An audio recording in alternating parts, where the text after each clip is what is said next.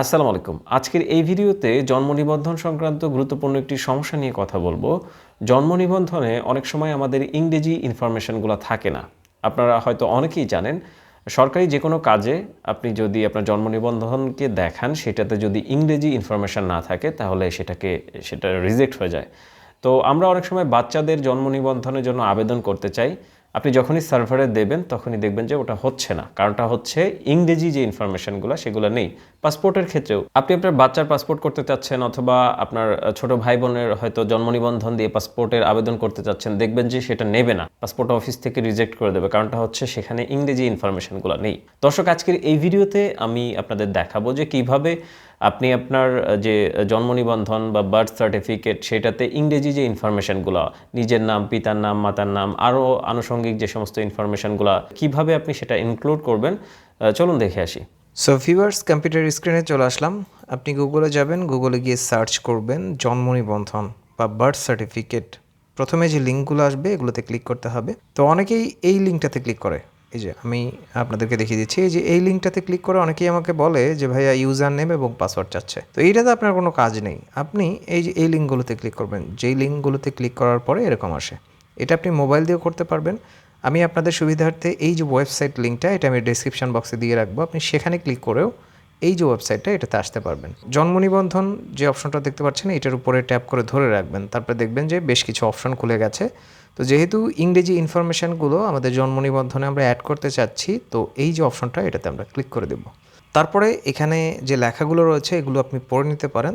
আপনার জন্য কাজটা করা আরও সহজ হয়ে যাবে। তো আমরা নিচে আসবো। নিচে আসার পরে এখানে দেখুন জন্ম নিবন্ধন নাম্বার। তো আপনার যে 17 সংখ্যার জন্ম নিবন্ধন নাম্বারটা সেটা এখানে বসিয়ে দিবেন। তারপরে এখানে জন্ম তারিখ দিতে হবে। তো জন্ম নিবন্ধন নাম্বারটা দিয়ে দিলাম। এবার জন্ম তারিখ দেওয়ার সময় আপনি এটাতে ক্লিক করবেন, ক্যালেন্ডার ওপেন হবে। তারপরে এটাতে ক্লিক করবেন। এটাতে ক্লিক করার পর একটু ব্যাকে যেতে হবে। অ্যারো চিহ্নতে ক্লিক করে করে আপনার সালটা, যে জন্ম সালটা, সেটাকে আগে প্রথমে সিলেক্ট করে নেবেন। আমার জন্ম সালটাকে এখান থেকে সিলেক্ট করে নিচ্ছি। এই যে দেখুন, আমাদের যে মাসটা সেটাকে সিলেক্ট করব। তো আমাদের মাসটাকে এখানে সিলেক্ট করে নিলাম। এবার হচ্ছে আমাদের যে ডেটটা, জন্ম তারিখটা, সেটাকে সিলেক্ট করে নিলাম। দেখুন সিলেক্ট হয়ে গেছে। আপনি এক্স্যাক্ট এভাবেই আপনার ইনফরমেশানগুলোকে সিলেক্ট করে দেবেন, পূরণ করে দেবেন। ক্যাপচা পূরণ করার বেলায় এখানে ছোট হাতের অক্ষর থাকলে ছোট হাতের, বড় হাতের থাকলে বড় হাতের, যেটা যেভাবে আছে আপনাকে সেভাবেই পূরণ করতে হবে। আমি পূরণ করে দিয়েছি অনুসন্ধান, এটাতে ক্লিক করে দেব। দেখুন অ্যাপ্লিকেন্ট বা যার জন্ম নিবন্ধন তার ইনফরমেশান শো করেছে নিচে। তো এই যে নির্বাচন করুন, আমরা এটাতে যাব। এটাতে যাওয়ার পর আপনি কি নিশ্চিত, আমরা কনফার্ম করে দিলাম। এখানে বেশ কিছু বিষয়ে আমাদেরকে ভালো করে জানতে হবে। আপনার জন্ম নিবন্ধনকে আপনি সর্বোচ্চ 7 বার সংশোধন করতে পারবেন। এই যে 7 বার জন্ম নিবন্ধন সংশোধন করা যাবে। এইটা আগে 4 বার ছিল, এটাকে ইনক্রিজ করা হয়েছে।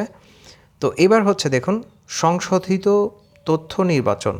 আমি যেহেতু ইংরেজি নামকে ইনক্লুড করব আমার জন্ম নিবন্ধনে, সেই জন্য এই যে নাম ইংরেজি এটাতে দিলাম। তারপর হচ্ছে যে অ্যাপ্লিক্যান্ট, তার নামটা এখানে দিয়ে দিলাম। দেখতে পাচ্ছেন দিয়ে দিয়েছি। এবং এখানে দেখুন সংশোধনের কারণ, এই যে ভুল লিপিবদ্ধ করা হয়েছিল। আপনি যদি মাল্টিপল ইনফরমেশনকে কারেকশান বা ইনক্লুড করতে চান, আমি এখানে ইনক্লুডই বলবো, কারণটা হচ্ছে যেহেতু আমি যুক্ত করতে চাচ্ছি।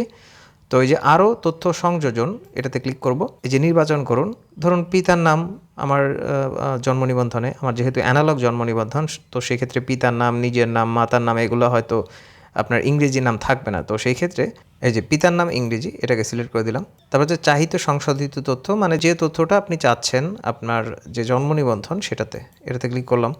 তারপর কারণটা ভুল লিপিবদ্ধ হয়েছিল, এখানে একটা কারণেই থাকবে। এবার আমরা নিচে আসব। জন্মস্থানের ঠিকানা, এটা আপনাকে দিতে হবে। এটা নিয়ে অনেকেই কনফিউশনে থাকেন, অনেকের কাছেই বিষয়টা কনফিউজিং মনে হয় যে কীভাবে কী করবো। এটা নিয়ে কোনো কনফিউশনের কোনো কিছু নাই। জন্মস্থানের ঠিকানা এবং স্থায়ী ঠিকানা, এই দুইটাকে আপনি একই দিতে পারেন। তো অনেকেই হয়তো বলতে পারেন যে জন্ম তো আমার নানা বাড়িতে হয়েছিল অথবা অমুক জায়গায় হয়েছিল, তো সেক্ষেত্রে সেটা কি দিতে হবে? না, সেটা দিতে হবে না। আপনার যে স্থায়ী ঠিকানা আপনি সেটা দিতে পারেন। তারপর হচ্ছে বর্তমান ঠিকানা। এই বর্তমান ঠিকানা একটু যদি নিচে আসি, আমি আপনাদেরকে বুঝিয়ে দিচ্ছি। বর্তমান ঠিকানা ধরুন আপনার পিতা অথবা আপনার যে গার্জিয়ান, সে চাকরির সুবাদে এক জায়গায় রয়েছে, তো সেই ক্ষেত্রে আপনার ওই ঠিকানাটা এখন ওইখানে রয়েছে, সেক্ষেত্রে আপনি সেটা দিতে পারেন। আর আপনি যদি চান যে আপনি সবগুলোকে একই রাখবেন, একই রাখতে পারেন, মানে আপনার যে তথ্যটা, আপনার যে ইনফরমেশান আপনি সেভাবেই দিতে পারেন। তো জন্মস্থানের ঠিকানা আমি এটা থেকেই শুরু করছি। এই যে ইনফরমেশানগুলো, জন্মস্থানের ঠিকানা, এটা পূরণ করলে আপনারাও এই ইনফরমেশানগুলো খুব ভালো করে পূরণ করতে পারবেন। আমি ডেমোটা দেখিয়ে দিচ্ছি যে কীভাবে পূরণ করতে হয়। প্রথমে আপনার দেশটাকে সিলেক্ট করবেন, তারপরে হচ্ছে আপনার বিভাগটা, ডিভিশন, সেটাকে সিলেক্ট করে দেবেন। তারপরে হচ্ছে আপনার ডিস্ট্রিক্ট বা জেলাটাকে সিলেক্ট করে দেবেন। তো আমার জেলাটাকে সিলেক্ট করে দিলাম। এবার হচ্ছে সিটি কর্পোরেশন, ক্যান্টনমেন্ট স্ল্যাশ উপজেলা, মানে হচ্ছে আপনার যেটা, আপনি যেটার আন্ডারে সেটা সিলেক্ট করে দেবেন। তো আপনি যখনই আপনার যে লোকেশানটা এটা এক এক করে সিলেক্ট করতে থাকবেন, তখন দেখবেন যে আপনার কিছু অপশন খুলে যাচ্ছে। এই যে দেখতে পাচ্ছেন যে খুলে গেল কিছু অপশন। এখানে যদি আমি আমার ইউনিয়ন বা পৌরসভাকে সিলেক্ট করি, ধরুন আমার এই দেখুন এখানে অপশন খুলে গেছে, ওয়ার্ড নাম্বার দিতে হবে। আমি আমার যে ওয়ার্ড নাম্বারটা সেটা দিয়ে দিলাম। এখানে বাংলা যেহেতু রয়েছে, আমাকে অবশ্যই ইংরেজিতে দিতে হবে। এই যে স্টার চিহ্ন দেখতে পাচ্ছেন যেগুলোতে, এগুলো অবশ্যই পূরণ করতে হবে। আপনি যদি কোনো একটা বাদ রাখেন তাহলে আপনি পরের স্টেপে যেতে পারবেন না। কিন্তু এটাতে দেখুন কোনো স্টার চিহ্ন নেই, লাল, তো সেই ক্ষেত্রে এটা আপনি বাদ রাখতে পারেন। তো আমার যে ডাকঘরটা সেটা আমি সিলেক্ট করে দিলাম, লিখে দিলাম। আমি আগেই লিখে রেখেছিলাম, এটা সেভ আছে, সেই জন্য অটোমেটিক চলে এসছে। আপনার ক্ষেত্রে আসবে না, আপনি লিখে দেবেন। তারপর হচ্ছে গ্রাম, পাড়া বা মহল্লা, এটা আপনাকে লিখে দিতে হবে। একইভাবে ইংরেজিতে এখানে লিখে দিতে হবে, বানান যেন ভুল না হয়। হ্যাঁ, এটা কিন্তু খুবই গুরুত্বপূর্ণ একটি জিনিস। বানান ভুল হলে কিন্তু আপনি সমস্যায় পড়বেন, পরবর্তীতে আবার আপনাকে কারেকশানে আসতে হবে। আমি আমার ইনফরমেশনগুলো দিয়ে দিয়েছি, আপনি এক্স্যাক্ট এইভাবেই আপনার ইনফরমেশনগুলো দিতে পারেন। তো এখানে অনেকেই বলতে পারেন যে বাসা ও সড়ক নম্বর তো ভাই আমার জানা নেই, আমার যে লোকেশান সেই অনুযায়ী এটা হয় না, তো সেই ক্ষেত্রে কীভাবে কী করব। পিতার নাম অথবা দাদার নামের বাড়ির যে নামটা সেটা দিতে পারেন, অমুক ভিলা এটা দিয়ে দিতে পারেন, তাহলে আইডেন্টিটিটা স্ট্রং হয়। হ্যাঁ, তো এটা দিতে পারেন এখানে বাংলায় এবং এখানে ইংরেজিতে লিখে দেবেন। একইভাবে এই যে ইনফরমেশানগুলো এগুলো আপনাদেরকে পূরণ করতে হবে। হ্যাঁ, তো আমি আমার যে ইনফরমেশানগুলো সেগুলো এখান থেকে পূরণ করে দিচ্ছি। সো ভিউয়ার্স, আমি আমার ইনফরমেশানগুলো পূরণ করে দিয়েছি। যেভাবে দেখতে পাচ্ছেন আপনারা এই যে ডেমোটা এটা অনুসরণ করে আপনিও পূরণ করতে পারেন। তো অবশ্যই বানান যেন ভুল না হয়, বানান ভুল হলে কিন্তু সমস্যা হয়ে যাবে। নিচে আসার পরে সংযুক্তি, প্রতিটি ফাইলের জন্য সর্বোচ্চ ফাইল সাইজ হচ্ছে 100 কিলোবাইট। মানে আপনার যে ডকুমেন্টগুলো, এই যে আবেদনটা, এটার প্রয়োজনে আপনাকে যে সমস্ত সাপোর্টিং ডকুমেন্ট এখানে আপলোড করে দিতে হবে, সেই সমস্ত ফাইলের সাইজ হচ্ছে আপনার 100 কিলোবাইটের মধ্যে হতে হবে। কিভাবে আপনার ছবিকে কম্প্রেস করতে হয়, কিভাবে আপনার ছবির যে জায়গাটা এটাকে রিডিউস করতে হয়, এটার উপর আমার ভিডিও রয়েছে, আমি ডেসক্রিপশন বক্সে রেখে দেবো। সেখান থেকে আপনি দেখে নিতে পারবেন যে কিভাবে ছবির জায়গা কমাতে হয়। এখন যে সমস্ত ফোন রয়েছে এগুলো ছবি তুললেই আপনার 2 মেগাবাইট, 5 মেগাবাইট, 10 মেগাবাইট হয়ে যায়। তো সেই ক্ষেত্রে আপনি খুব সহজেই রিডিউসটা করতে পারবেন। ডকুমেন্ট আপলোড করার জন্য সংযোজন যে অপশনটা দেখতে পাচ্ছেন এটাতে ক্লিক করতে হবে। তারপরে আমরা আমাদের যে ফোনের যে গ্যালারি অথবা কম্পিউটারের যে ফোল্ডারটায় আমরা আমাদের ডকুমেন্টগুলো রেখেছি সেটাতে গিয়ে সিলেক্ট করে দিলাম। সিলেক্ট করে দেওয়ার পর ওপেন করব। ওপেন করার পর এরকম আসবে, দেখতে পাচ্ছেন এইটা হচ্ছে 63.95 কিলোবাইট। তো আপনারটাকে আপনি এভাবেই সিলেক্ট করবেন। তো আমি এটাতে ক্লিক করলাম। এটাতে ক্লিক করার পরে যে ডকুমেন্টটা সেটা আসলে কি সেটাকে সিলেক্ট করে দিতে হবে।